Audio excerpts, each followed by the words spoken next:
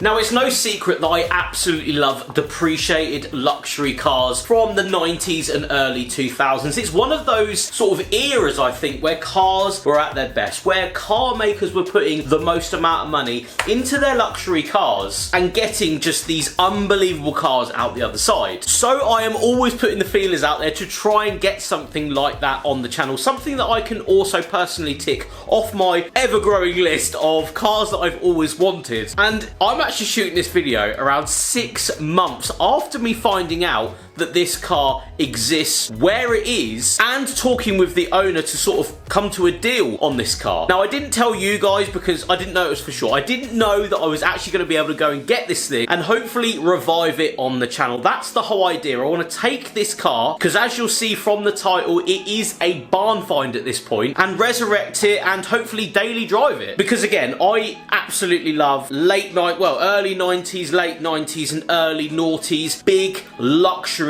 pretty ridiculous cars, something that was, you know, 70, 80, 90, 100,000 pounds when it was new, seeing the fall, seeing the depreciation, and then realizing that these days you can pick them up for literally no money. This obviously does come with sometimes reliability issues, but I feel like today's video, we're about to buy the one car from probably that era, that line of cars that was the most reliable, that is probably going to start on the button when we get it, get a battery in it. It should be the one car I feel like from this general era that should be able to start and shouldn't need too much maintenance after being left for 6 years. BetterHelp is a paid partner in today's video. I recently became a father and it's been an incredible experience. But I have to admit, trying to balance the demands of YouTube and becoming a father for the first time has been a huge challenge. There were days where I felt completely overwhelmed, like I was being pulled in multiple different directions at once. I'll be up all night with my other half helping out with the baby and then going straight into making YouTube videos the very next morning. To manage that and this business, which is a YouTube channel, it was exhausting, both physically and emotionally. I realised that I needed to talk to someone about what I was going through, so I decided to give therapy a try, and I'm so glad I did. Having a space where you can express your fears, frustrations and doubts was a huge game changer. My therapist has helped me develop strategies for managing stress and setting manageable expectations and finding a better work-life balance. Honestly, I don't know how I would have been able to get through this challenging time without the support. Therapy has given me the tools and the perspective to be the best father and the best entrepreneur I could be. That's why I'm excited that BetterHelp is a paid partner in today's video. BetterHelp is an online therapy platform that makes getting help more accessible and convenient than ever. They will match you with a credible therapist that can connect with you via video, chat, phone or text. And if you're not vibing with the therapist, you can actually change easily and switch to a new therapist at no extra cost. If you're struggling with something in life, like I seem to do all the time with management, expecting so much from myself, whether it's a massive transaction from becoming a parent or just everyday anxiety and stress in different aspects of your life, I encourage you guys to check out BetterHelp. They're offering you guys a special discount on their first month's therapy. Just go to betterhelp.com/JamieFYD. There is a link in the description and in the pinned comments. Guys, take care of yourself out there because you deserve to be happy and healthy. Thanks again to BetterHelp. Again, link is in the description. This is a huge deal because we all go through it in life, and talking about it, yes, is the first thing, but acting upon it as well. Remember, link is in the description and the pinned comments. Let's get back to the video. Now let me paint a picture because I want to start today's video with the background on this car more than anything. So I actually learned about this car, I'm going to say nearly 10 years ago. It was bought by a couple of friends. They actually took it to the Nürburgring, and I will include photos of it round the ring in this video, so please wait till the end because I will show them. It went on a grand road trip around Europe and to the Nürburgring. I knew about this story, I knew about the car, and I knew about the group of friends that had done it, but I never knew where the car went. I didn't know what happened to it after they went on the road trip, enjoyed the car. I didn't know what happened next. It transpires that my friend, who I've known for years through bikes and stuff, his boss's dad bought it. So yeah, from that point on, when they sold the car, it went to an elderly gentleman who didn't drive it, parked it in a barn, and that's where it stayed for the last 6 years. This car was MOT'd lastly in 2018. You can see through the mileage history, I've already looked it up, that the car had gone on the road trip and then subsequently sort of didn't do any miles in that following time and then was off the road, with the MOT elapsing in 2019. Now, bearing in mind, going back to the whole reliability thing, 159,000 miles this car's got on it, and the MOT will show there's just, you know, some creative brake lines. That's about it. So hopefully from the 2018 MOT that I have already seen up until today, not a lot has really changed. The car, yes, has been sat, so we will of course check it over in due course, but it means I'm actually quite happy to go and pay the money for it. The big thing I will say though is, of course, the owner wants to stay anonymous with this deal, so I can't really show you guys too much of the barn itself, but I can show you the pictures. I'm very excited, as you can tell, because I'm really weird and I really like depreciated assets. It's one of my favourite things ever. And here it is, and as you can see, I put a cover over it because it might rain, and I don't want to unpreserve how good the barn find dust is on this vehicle. This is YouTube. We've got to sort of, you know, have some sort of climax. So let's get the cover off. As you'll actually see, I've already put it on charge.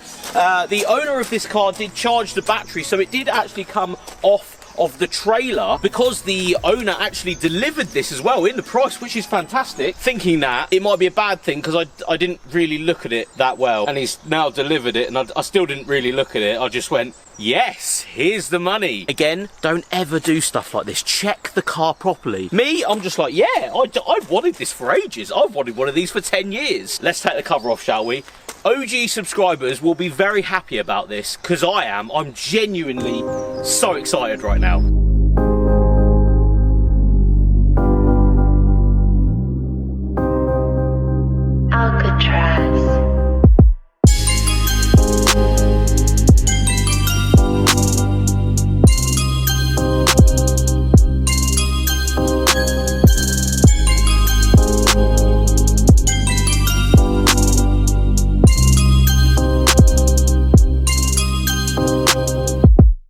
That's right, Lexus LS400 from 1998. Been sat in a barn for the last 6 years, but it gets better than that. Don't turn off yet, because there's so much cool history with this car. And I mean, look at it. Straight out of a barn. I do have the pictures, I'll show you in a second. Yes, I love Lexuses. I'm so sad. LS400's the one, mate. So yeah, the story goes that this car, I've been driving past it for the last sort of 10, 8, 6. I mean, it's been parked for 6 years, nearly 7 at this point. It's actually been in the same driveway pretty much for the last 10 years. I've been driving past it without even knowing it was there. Mad. Anyway, we have some pictures to show you guys. I will insert them on the screen, because these are the original pictures that I actually got of the vehicle. Now, the first one, as you'll see on the screen right now, front end shot, and I was like, oh my god, that's so cool. I want an LS400. I've always wanted an LS400. If you followed the channel for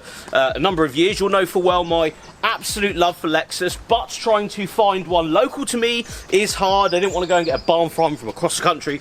So yeah, this one popping up literally 4 miles away from my house is literally, I can't believe it. But as you'll see, in a barn, or well, it's quite a nice barn, I suppose. It's got some brick around it with a roof. As you'll see, engine bay, it's in pretty good condition, completely standard. These are the initial pictures I got. Now, I actually got these pictures when I was on holiday last year, so mid last year. We're talking 7 months ago now. I actually received these pictures, and I was thinking, wow, like, back end looks good. There's no, you know, crazy rust I can see. I was zooming in for, I probably spent an hour zooming in on these pictures just to make sure I was, you know, not necessarily buying the right car, but buying a good car, because they're no right cars. They just pop up when the time's right, I suppose. Although I wasn't even in the country when these pictures were being shown to me. And this is the best bit. A lot of these come with cream interiors, grey interiors. It's not really something that I try and buy. I don't really like aged, light coloured interior. if you have a cloth interior from this era, they're very good. It's one of those things. I always wanted a dark interior LS400.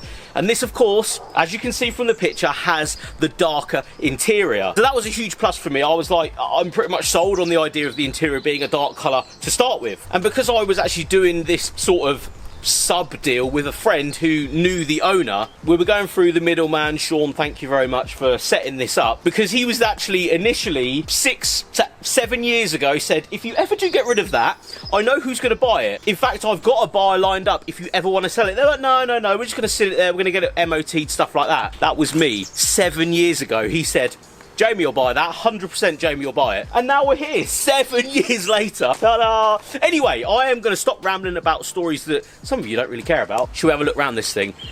I haven't really looked around it. I've moved it into the position it is in right now. Other than that, I'm finding out when you guys find out. But this is the bit you guys are going to get a massive kick over. This is sort of one of the other reasons, other than the interior, the idea it's a barn find.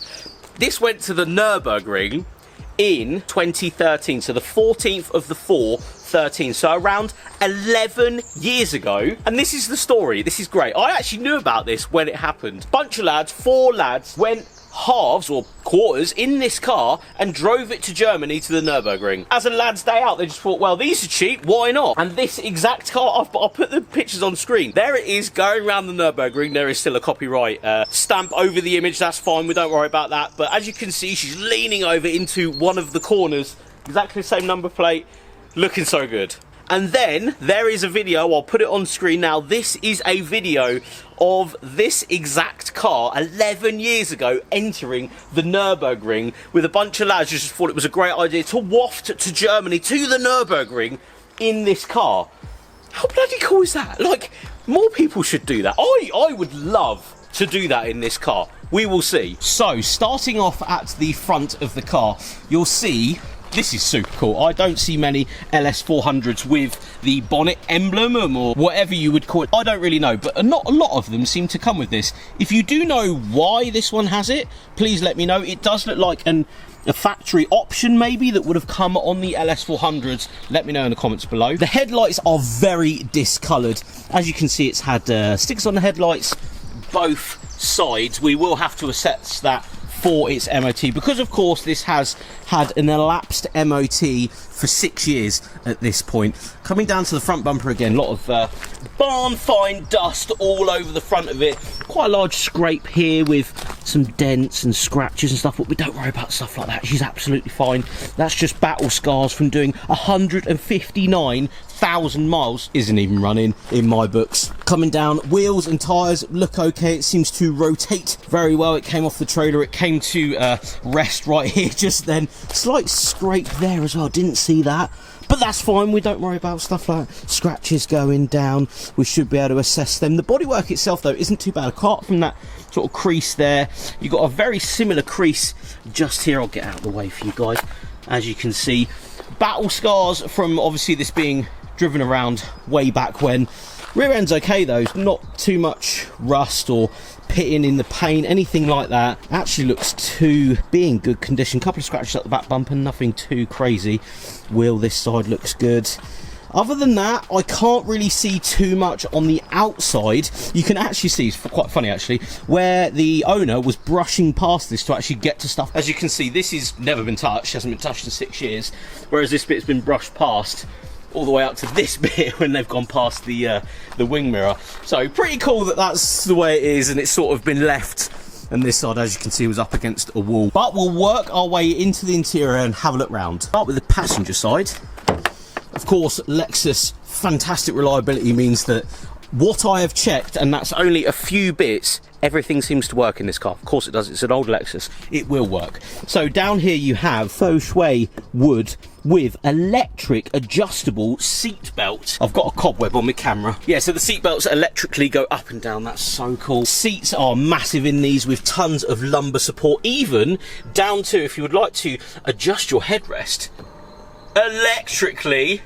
How cool is that? And back down. Oh, I love it. Anyway, over-engineering for absolutely no reason whatsoever, and I friggin' love it. My favourite things in life are over-engineered cars. It's one of those things. We have a glove box here, or part glove box, I want to call it, with the multi-CD player and another glove box with some MOT documents from, let's have a look, shall we? Lexus LS400 in blue, expiry date 25th of May 17, issued in 2016, that is, stating 159,002 miles on it, and there only being rear tyres worn, exhaust has a leak. I have noticed an exhaust leak already, so that's the only bit of information. No service history in this whatsoever, other than this very cool binder, which has a Lexus badge on it. Cool, that's so cool. I'm such a nerd. But inside, if you like this sort of thing, just like I do, because I'm very weird, it has the Lexus cards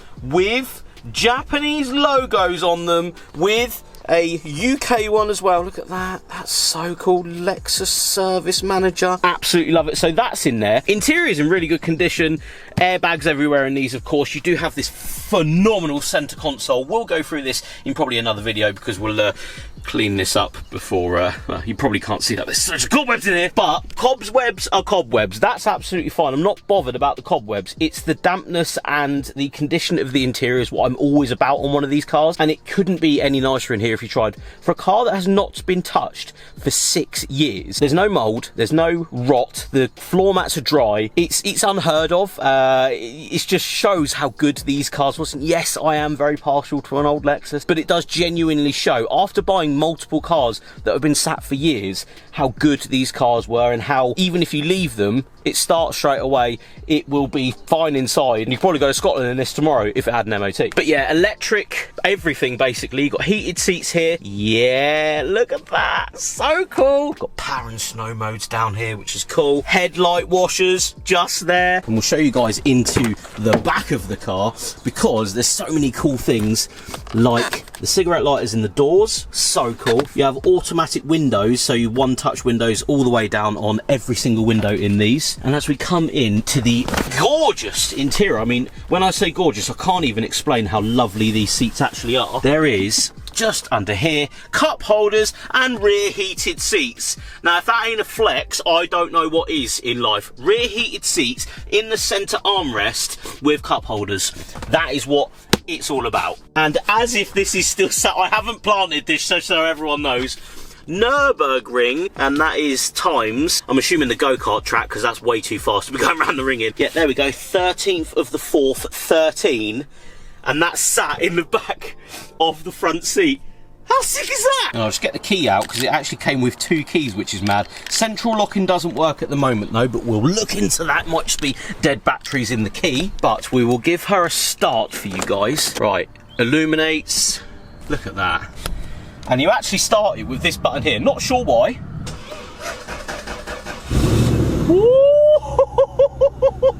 She is alive. Right door open. 159,823 miles. So, since that MOT that I'd just shown you guys, it's done 800 miles. Now, I do know of a trip after that exact MOT where this car went to Liverpool and back and then got parts. So yeah, everything works as it should. In fact, when I started it a minute ago, this illuminated and now it won't. So that's the only thing I've found, is that randomly doesn't illuminate now. That's not a bad thing though. We'll look into that in due course. But honestly, everything works in here. Sunroof works. It's just like everything is such a lovely material as well. It's all padded, it's all properly, oh, there's a fly that come out of there.